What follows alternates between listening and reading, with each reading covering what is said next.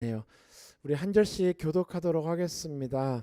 제가 먼저 읽도록 할게요. 태초부터 있는 생명의 말씀에 관하여는 우리가 들은 바요, 눈으로 본 바요, 자세히 보고 우리 손으로 만진 바라.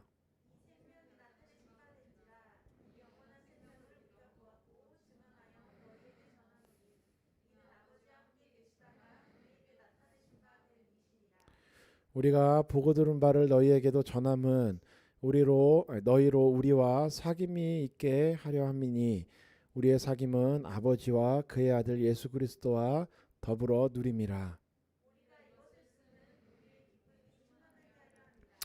우리가 그에게서 듣고 너희에게 전하는 소식은 이것이니 곧 하나님은 빛이시라 그에게는 어둠이 조금도 없으시다는 것이니라.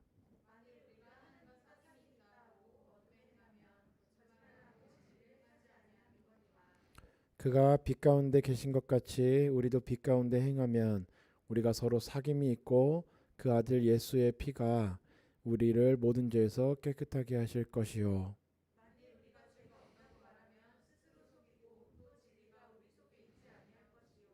만일 우리가 우리 죄를 자백하면 그는 미쁘시고 의로우사 우리 죄를 사하시며 우리를 모든 불의에서 깨끗하게 하실 것이요. 함께 읽읍시다. 시작.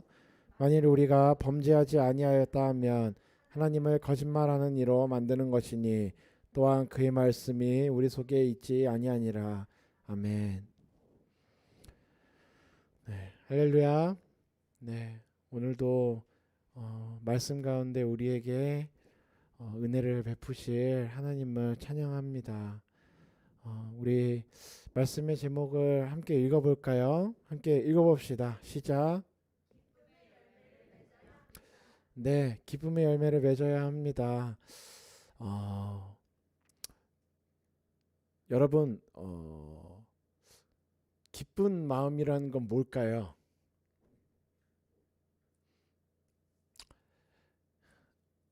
기뻐 본 적이 언제죠?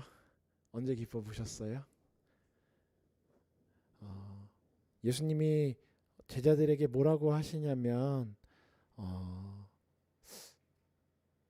내가 너희에게 좋은 것들을 주는데, 내가 너희에게 이러한 생명을 주는 이유는 너희로 하여금 그 안에 기쁨이 충만하게 하려고 합니다.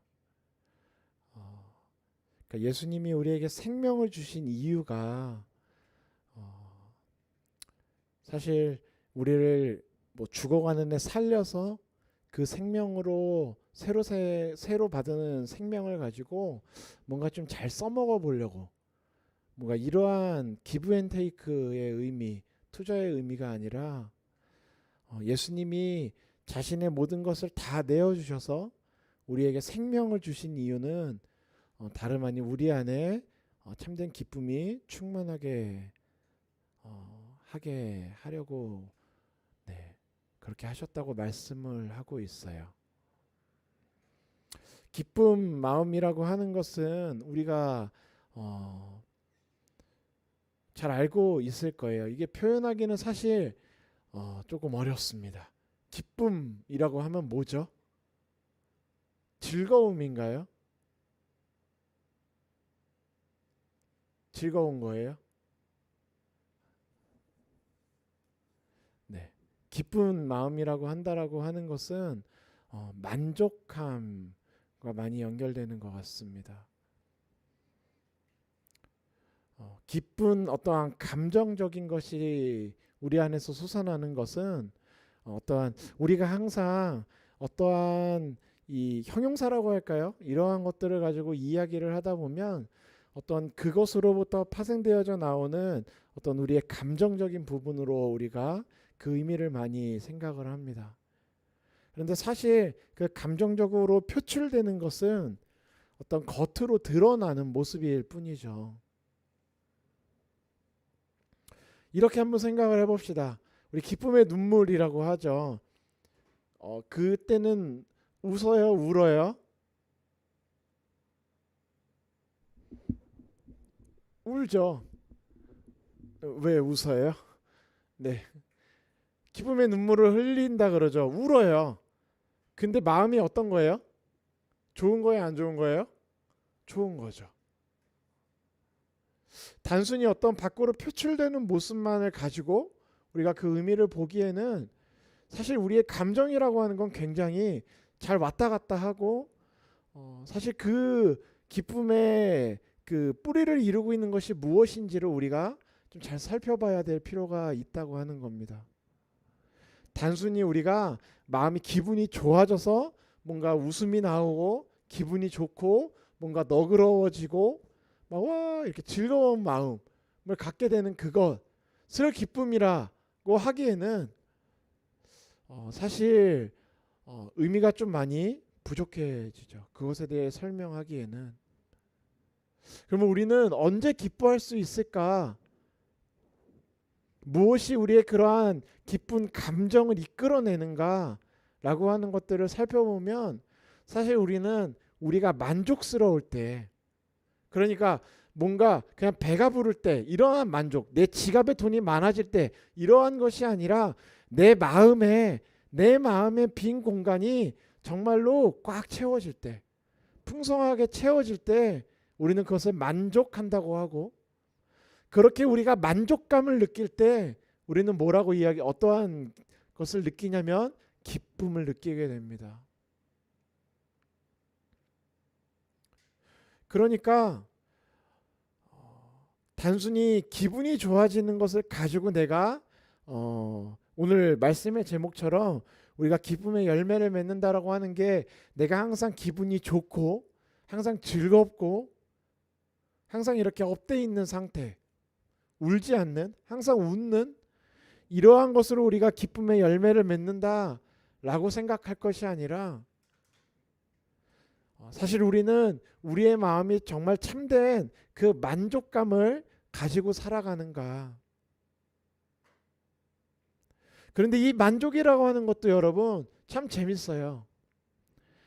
오늘 차를 타고 오다가 이제 그 평환이한테 그 동화를 들려주거든요. 동화에 하필이면 누가 나왔냐면 스크루지가 나왔습니다. 스크루지가 누구죠? 네, 동화에서 나오는 아주 악독한 자린고비 영감이죠. 돈이 많지만 인색하고 자비가 없죠. 그 스크루지 얘기를 들으면서 옵니다. 처음에는 자기 그 가게에서 일하고 있는 점원, 자기 조카, 주변 사람들에게 인색해요. 아주 돈이 많습니다. 인색하죠. 가진 게 아주 많지만 그 사람의 금고에는, 그 사람의 지갑에는, 요즘으로 치면 그 사람의 계좌는 0이 10개, 11개씩 붙어 있고 빌딩을 가진 건물주일 거예요. 어쩌면 큰 기업의 대표일지도 모릅니다. 가진 게 아주 많아요. 그런데 만족감을 느끼지 못합니다. 근데 크리스마스 이브에 그 말리의 영혼이 나타나서 과거의 크리스마스, 현재의 크리스마스, 미래의 크리스마스에서의 스크루지의 모습을 보여주죠. 그러고 나서 스크루지가 변화가 됩니다. 그러고 나서 아침에 일어났는데 죽은 줄 알았던 자기가 꿈인지 생신지 환상인지, 그러고 나서 보니 크리스마스죠. 그리고는 가서 자기 가게에서 일하고 있는 점원도 잘 돌보아 주기로, 자기 조카도 돌보고 도와주면서 살아가기로. 그 이야기의 끝은, 그래서 스크루지는 좋은 사장, 좋은 삼촌, 좋은 사람으로 사람들에게 기억되었다고 합니다. 아마 그 사람이 가지고 있는 소유는 많이 줄어들었을 거예요. 하지만 스크루지는 그 어느 때보다 만족감을 느꼈다라고 하죠. 그런 부분을 우리가 좀 생각을 해봅시다. 만족이라고 하는 것도 사실 우리가 물리적인 어떠한 공간, 그 절대적인 어떤 소유가 많아지는 것으로 인하여 우리가 가득 찼다라고 느끼는가 라고 한다면 사실 아니라는 거죠. 그러니까 우리 계좌에 돈이 많아지고 내가 투자해놓은 어떤 주식이 막 올라가고 어떠한 내 소유가 막 올라가는 것으로 인하여 내가 무언가를 많이 가지게 되는 것으로 내 소유가 풍성해지고 내가 좀 더 여유 있는 생활을 하게 되는 것으로 인하여 내가 만족감을 느끼는 것은 뭐 물론 많은 경우는 그러겠지만 그게 절대적인 연결은 아니라는 거죠. 오히려 스크루지와 같이 자신이 가진 것들을 나누어 주기 시작할 때 만족을 느낀다 라고 하는 것은 우리가 사실 많은 이야기 속에서 사실 우리도 많이 경험할 수 있는 거죠. 예수님을 우리가 따라 살아가야 된다고 합니다. 예수님이 어떻게 살아가셨냐면 하나님의 본체시나 그러니까 모든 이 온 우주의 모든 권세를 다 가지고 계신 분이시나 그렇게 되는 것을 원하지 아니하시고 그 모든 것들을 내려놓고 이 땅으로 오셔서 십자가를 지셨다. 그러니까 예수님이 이 온 우주의 모든 권세를 손에 쥐고 있다가 그를 내려놓고 오셨어요. 그리고 나서 예수님이 막 결핍을 느끼고 부족함을 느끼고 막 억울함을 느끼고 속상해 하셨냐? 오히려 예수님은 그렇게 살아가시고 오히려 죽음에서 부활하시면서 무언가를 많이 가지고 있어야 되는 것이 아니라 정말 하나님 앞에서 내가 무언가를 내려놓는 것이 얼마나 중요한가. 무언가를 채우기 위해서 살아가야 되는 인생이 아니라 그러니까 물리적인 어떤 금전적인 우리가 볼 때 가치 있는 무언가를 채우기 위해서 살아가야 되는 존재가 아니라 물론 채워야 되는 것은 맞아요. 만족이라고 하는 것은 가득 채운다라고 하는 뜻이거든요. 가득 채워서 아주 풍족하다라는 뜻이에요. 그러니까 무언가를 채우긴 해야 되는데 세상에서 이야기하는 무언가를 가지고 채워서는 만족감을 진정으로 느낄 수 없고 예수님도 무언가를 채우긴 채우셨는데 세상이 이야기하는 어떤 권력과 힘과 권세를 가지고 예수님을 채우신 게 아니라 세상에서 얘기하는 것들은 모두 내려놓으셨어요. 가지고 있었지만 그것을 취할 수 있었지만 예수님은 내려놓으셨죠. 예수님 잡으러 오잖아요. 막 군병들이 잡으러 올 때 예수님의 제자가 귀 자르죠. 예수님이 귀를 붙여주시고 나한테 이 천사 12형이나 되는 천사를 부릴 권세가 나한테 없어서 내가 이러는 줄 아느냐. 그 모든 것들이 다 있으셨지만 예수님이 그러한 권세와 그러한 힘과 그러한 것으로 자신을 채우려고 하지 않으시고 그러한 것들을 내려놓으신 채로 잡혀가요. 그리고 세상이 볼 때는 아무것도 가진 것 없이 발가벗겨진 채로 십자가에 못 박혀 온몸에 피를 다 쏟고 물과 피를 다 쏟아서 뭐 옷은커녕 몸에 피 한 방울 남지 않는 상태로 정말 다 가진 것이 없이 털려버린 그런 상태로 보이도록 예수님이 죽으셨어요. 세상이 볼 때는 그러기 때문에 십자가를 뭐라고 하냐면 어리석은 것이다. 그렇게 예수님은 다 일단 비우시더라고요. 그리고 나니까 하나님이 어떻게 하시냐면 하나님이 그를 지극히 높여 모든 이름 위에 뛰어난 이름을 주셨다. 여러분, 우리는 기쁨의 열매를 채워야 합니다.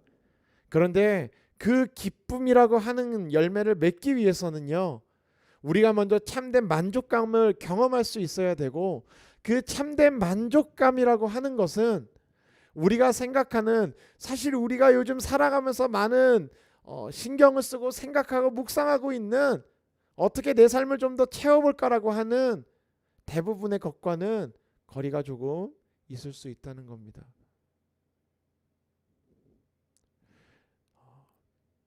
우리 안에 기쁨의 열매가 말라갈 때가 있어요.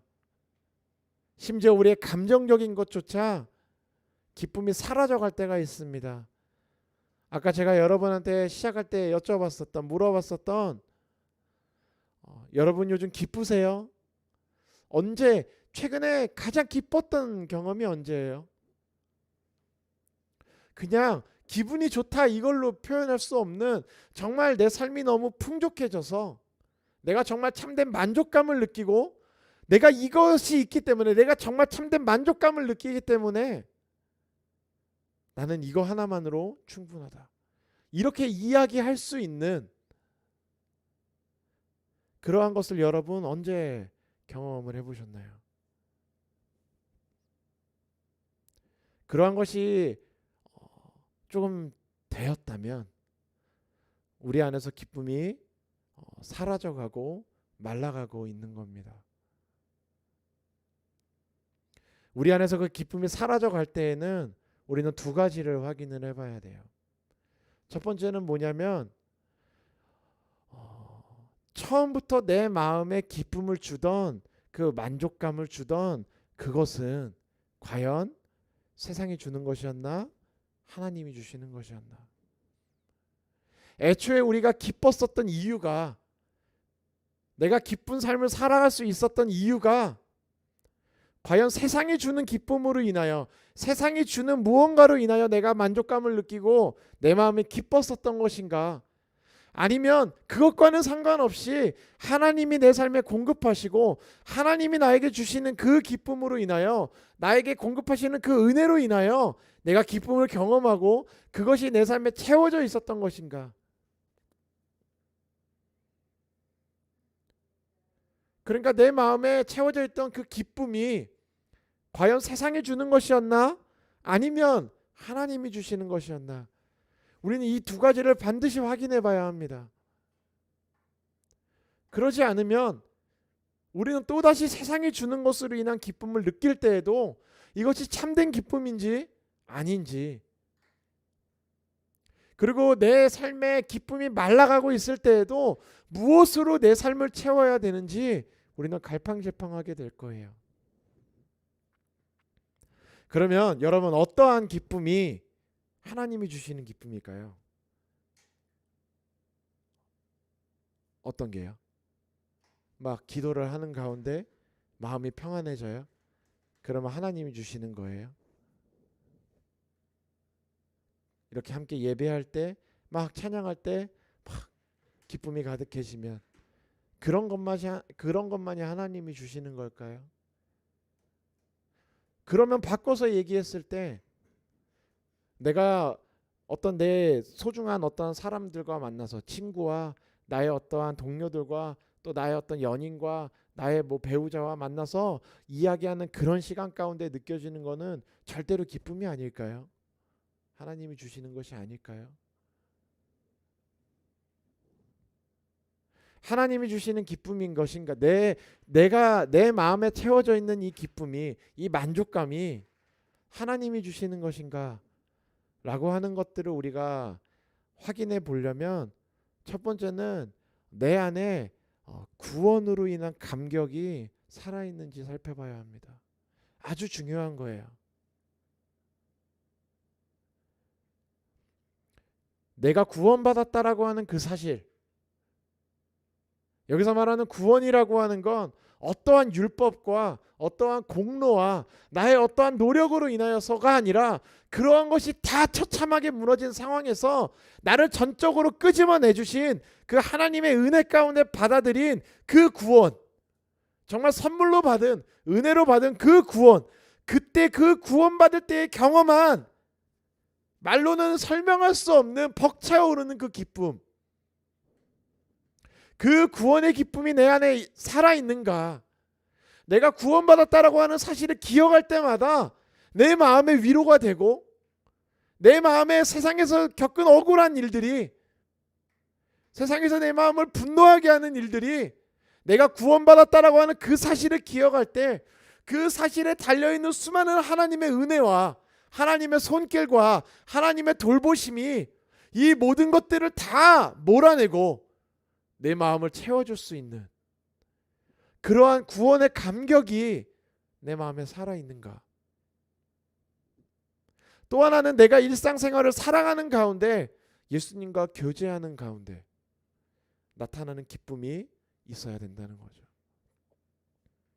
구원의 기쁨이 있다면 그것이 내 삶의 어떠한 내 삶을 새로 태어나게 만드는 아주 결정적인 사건이라고 한다면, 두 번째 말씀드리는 것은 우리의 일상 속에서 계속해서 나타나는 우리의 호흡과도 같아야 되는 겁니다.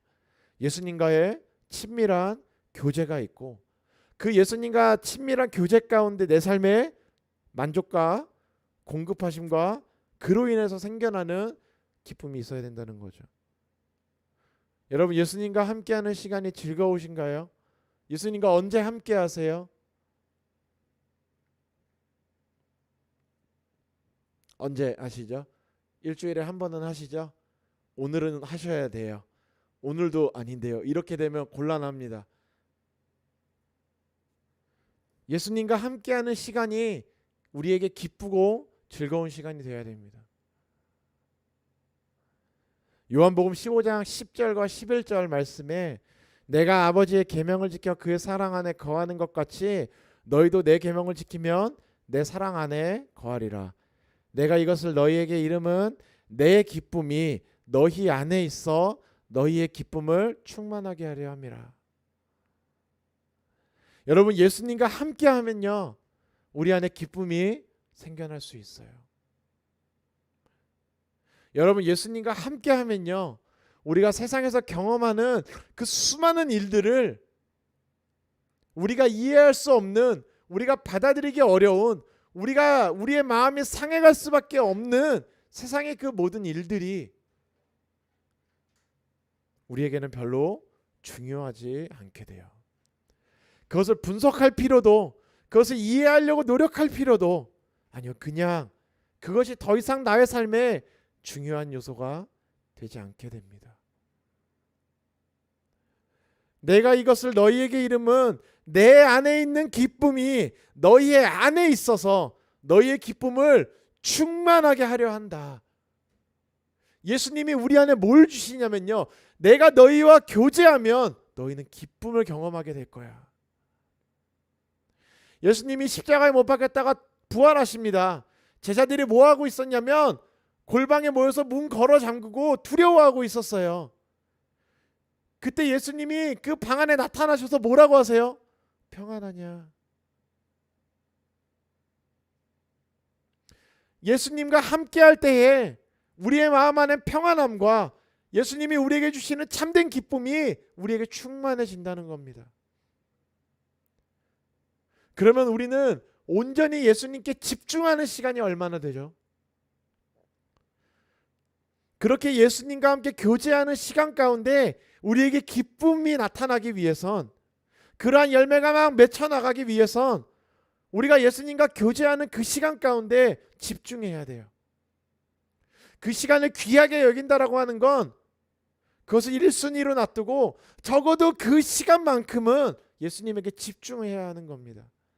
하루에 우리가 24시간 중에 10시간을 기도해야 되고, 그래야지만 은혜가 있고 1시간 기도하는 것보다 5시간 기도하는 게 무조건 좋아야 되고, 이러한 것이 아니라 많이 기도하고 많이 말씀 보고 물론 좋지요. 그런데 우리가 정말 중요한 건 우리가 잠깐의 시간 동안 예수님과 교제하더라도 단 10분이라도 그 시간만큼은 내 마음에 다른 것들을 잠시 다 내려놓고 예수님에게 집중하는 겁니다. 집중이요. 그 포커스를 예수님에게 맞추는 거예요.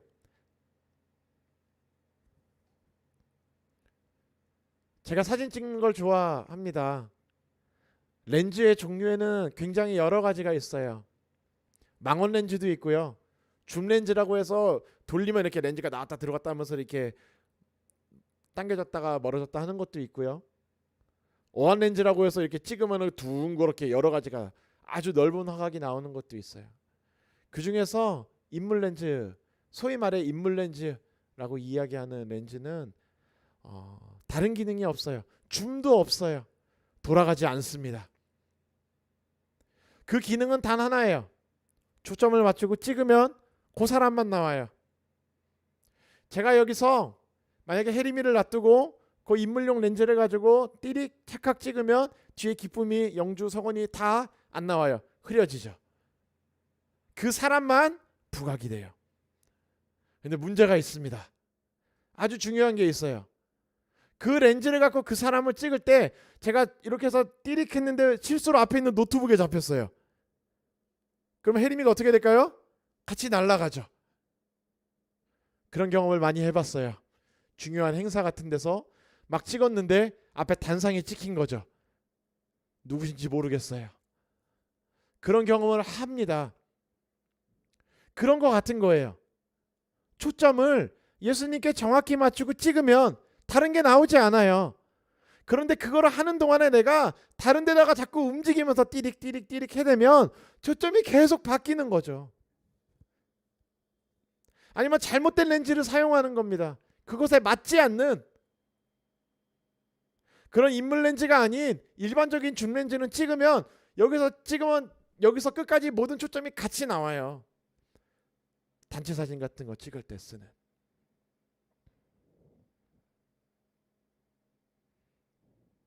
예수님과 교제하고 예수님과 만나는 그 시간 동안 우리가 다른 것에 한눈을 팔고 있으면 그 관계로부터 나오는 진정한 기쁨을 맛보기는 어렵다는 거죠. 이것은 비단 우리와 예수님과의 관계만이 아니잖아요. 우리가 어떤 사람과 만나서 함께 교제하고 함께 밥 먹고 이야기하고 있는데 계속 그 사람이 딴짓하고 있어요. 어때요? 그 만남이 막 즐거워요? 막 풍성합니까? 내가 내 사랑하는 사람과 만나서 점심을 먹기로 했는데 1시간 동안 그 사람이 전화 5번만 받아도 그 만남은 이제 다 끝난 거죠. 이게 지금 나랑 밥을 먹자고 온 거야. 뭐 하는 거야? 이렇게 될 수 있다는 거죠.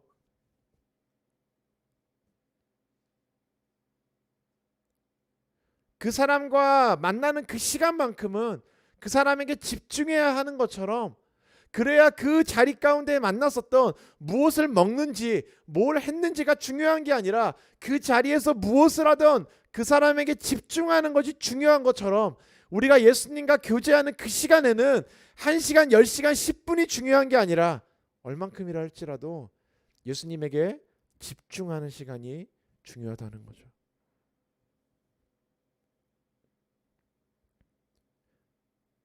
세상이 주는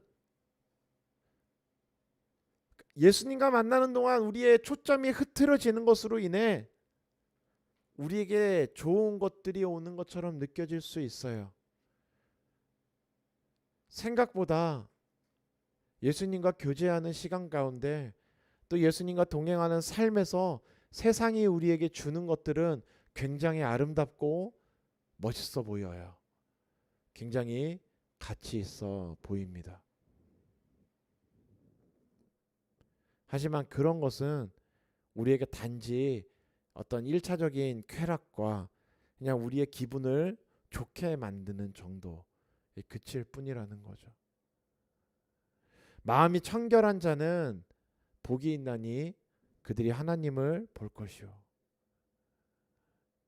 우리의 마음이 청결하게 되어 예수님만을 바라보며 집중할 수 있게 될수록 우리의 삶은 점점 하나님을 보며 살아가는 겁니다.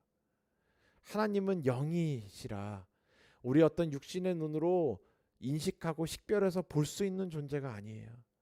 그런데 우리가 하나님을 볼 수 있게 되려면 우리의 마음이 청결하여져야 됩니다. 청결하다라고 하는 건 방금 앞서 이야기했던 예수님에게만 집중하는 것과 같은 의미예요. 내 마음에 다른 불순물들이 내 마음의 어떠한 집중을 뺏어가는 내 마음의 어떤 관심과 내 마음이 사랑하는 그것들을 뺏어가는 요소들이 내 안에서 하나씩 제하여질수록 그렇게 내 마음이 깔끔하게 청결하게 정리정돈이 될수록 우리가 하나님을 볼 수 있게 된다는 거죠. 우리는 물이 마르면 우리 몸에서 수분이 말라가면 목이 마르죠. 우리 몸이 느낍니다. 피부가 트고요. 몸에 수분이 떨어지면 쩍쩍 말라요.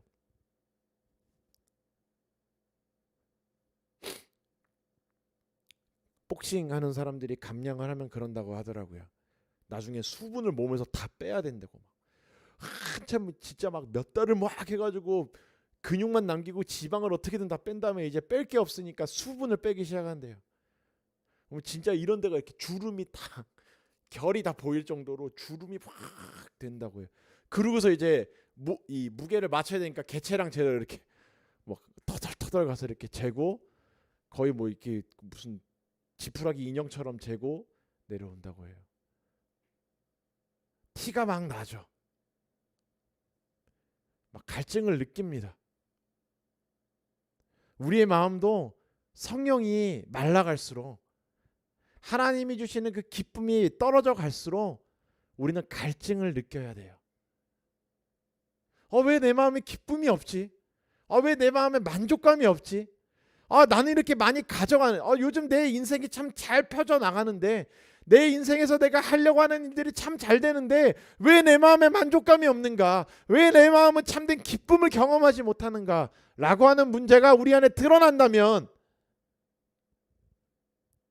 여러분, 우리는 심각하게 고민하며 우리의 상태를 점검해 봐야 합니다.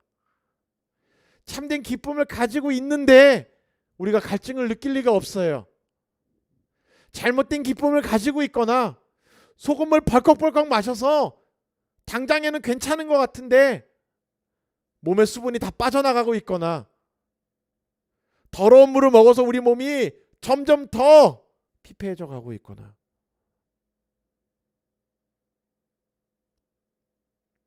오늘 본문에 빛이라고 해요. 우리에게 빛을 비추시는데 빛이 없어서 어둠 가운데 거하면 우리는 불편하고 두려워야 합니다. 아무것도 보이지 않으면, 우리의 인생에 보이는 것이 없으면 무엇을 봐요? 돈이요. 돈이 흘러가는 흐름을 잘 봐요. 사람들의 마음이 잘 보여요. 여러분, 우리가 봐야 되는, 우리에게 비춰지는 빛을 가지고 봐야 되는 건 그것을 보라고 비추어지는 빛이 아니라 하나님을 보라고 비추어지는 빛이에요. 하나님이 왜 우리에게 빛을 비춰주시냐면 밝은 곳에서 하나님을 보라고요.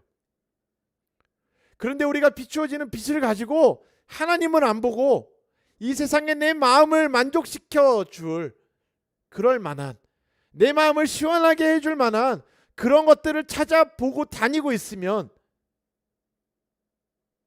심지어 우리 안에 빛이 없는데 우리가 별로 불편하지 않으면, 그 하나님이 보이지 않는데 불편하지도 두렵지도 갈증도 느끼지 않는다면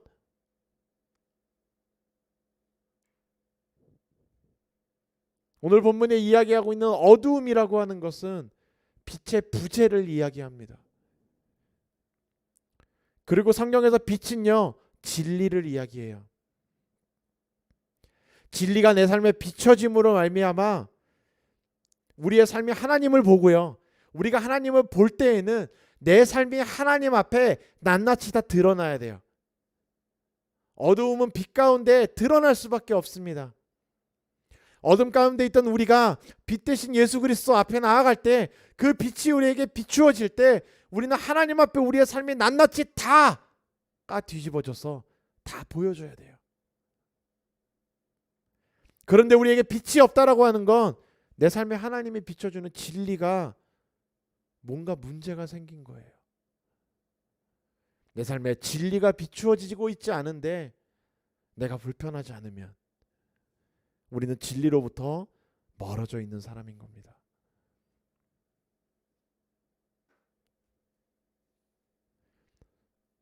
성령으로, 그 빛이 비추어져 성령으로 행하는 사람에게는 성령의 9가지 열매가 맺히죠. 어둠 가운데 거하는 사람에게는 사망과 하나님과 원수되게 함과 또 하나님을 기쁘시게 할 수 없는 그러한 열매만이 맺히게 될 뿐입니다. 사랑하는 언약교회 성도 여러분, 우리의 삶은 기쁨의 열매를 맺어가야 합니다. 열매 맺는 자가 되어 그 주인을 기쁘시게 하는 자가 되어라. 예수님이 말씀하셨죠. 열매를 맺는다라고 하는 건 가진 게 많아지는 게 아니라 내 삶이 그 열매로 인하여 변화되는 과정이 진행되는 겁니다. 우리는 이 땅에서 완성형 인간이 될 수는 없어요. 우리가 완성형 인간이 된다라고 하는 건 예수께서 이 땅에 다시 오셔서 죽은 자들이 다 일어나고 최후의 심판을 지나 영원한 하나님 나라에 들어갈 때, 그때는 우리가 완전한 존재가 되겠죠. 하지만 그때까지 우리는 완전한 인간이 될 수는 없어요. 하지만 그 변화의 과정이 계속해서 진행되어져 가야 합니다. 그래서 바울이 이야기하죠. 그리스도의 장성한 분량에 이르기까지. 진행형입니다. 예수님이라고 하는 표대를 세워놓고 내가 거기를 향해 내 삶이 언제 닿을지 모르지만 나는 계속 그 표대를 향해 걸어갈 뿐이다. 예수님의 분량이 있으니까 나는 그 분량을 담고 싶다. 그 모습을 사모하고 그 아름다우심을 우리가 사모하며 나아가야 합니다. 그것이 우리의 삶의 참된 소망이 되어야 돼요. 정말 놀라운 것은 우리가 세상에 어떠한 것을 가져도 생겨날 수 없는 그 참된 소망이 우리가 예수님을 바라보고 예수님에게까지 우리가 자라나도록 내가 하나님 그 아름다우심을 내가 사모합니다라고 할 때 우리 안에 참된 소망이 나타난다는 거예요.